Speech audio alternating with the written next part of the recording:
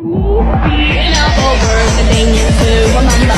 The scene starts to tumble to the sound of the drums.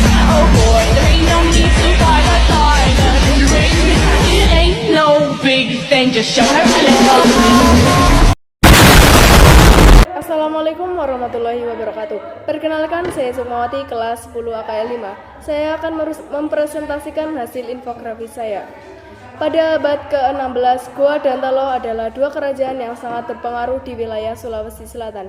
Berada di pesisir, keduanya diuntungkan dengan akses strategis ke jalur perdagangan di Asia Tenggara.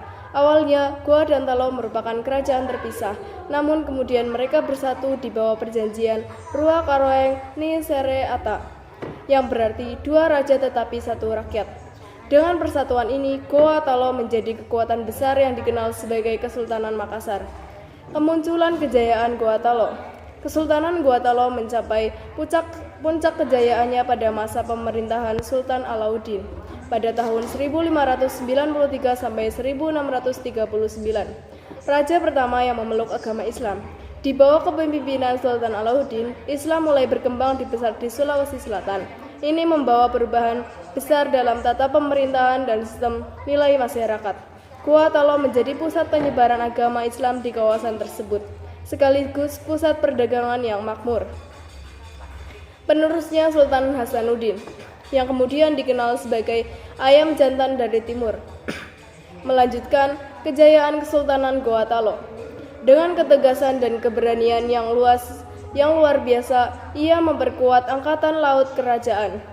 Angkatan lautan ini memainkan peran penting dalam menjaga jalur perdagangan laut serta mempertahankan kedaulatan Goa Talo dari kekuatan asing yang ingin menguasai perdagangan rempah di wilayah ini.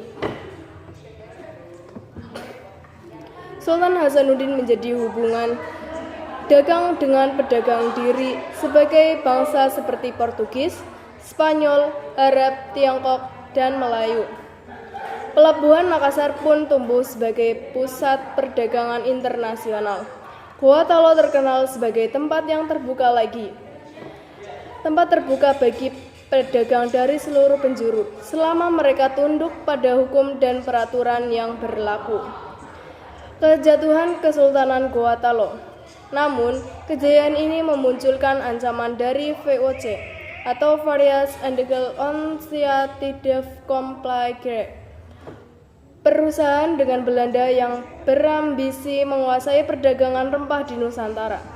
VOC merasa terganggu dengan kemerdekaan Goa Talo dalam berdagang. Mereka menganggap kekuatan Goa Talo sebagai ancaman serius terhadap monopoli dagang yang ingin mereka bangun di Asia Tenggara. VOC mulai melancarkan serangkaian serangan untuk menaklukkan Kesultanan Goa Talo. Setelah beberapa kali peperangan, VOC mengirim Pemelia Spelman, seorang panglima yang licik dan kejam, untuk mengalahkan Sultan Hasanuddin. Pertempuran besar terjadi pada tahun 1666 hingga 1669, dikenal sebagai Perang Makassar, walaupun Sultan Hasanuddin dan pasukannya bertempur dengan gagah berani. Panjatan modern dari strategi VOC yang kejam berhasil mematahkan perlawanan Goa Talo. Pada tahun 1669, Sultan Hasanuddin akhirnya terpaksa menandatangani perjanjian Bonggoya.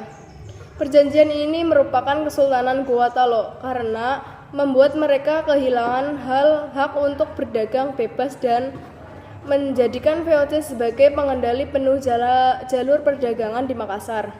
Goa Talo juga harus merelakan wilayah kekuasaannya yang strategis. Warisan dan jejak sejarah meskipun Kesultanan Goa Talo akhirnya penuh. Pengaruh masih terasa hingga kini. Kisah kepahlawanan Sultan Hasanuddin tetap dikenang sebagai simbol perlawanan tentang penjajah. Warisan Goa Talo terlihat dalam kebudayaan, bahasa, dan tradisi kebudayaan masyarakat Makassar yang bangga dengan leluhurnya. Kejayaan dan keruntuhan Kesultanan Goa Talo mengajarkan pentingnya persatuan dalam menghadapi ancaman dari luar dan harga mahal diri. perjuangan kemerdekaan. Hingga kini, cerita tentang Sultan Hasanuddin dan kekuasaan ini menjadi pengingat akan keberanian dan ketangguhan bangsa dalam menjaga kedaulatannya.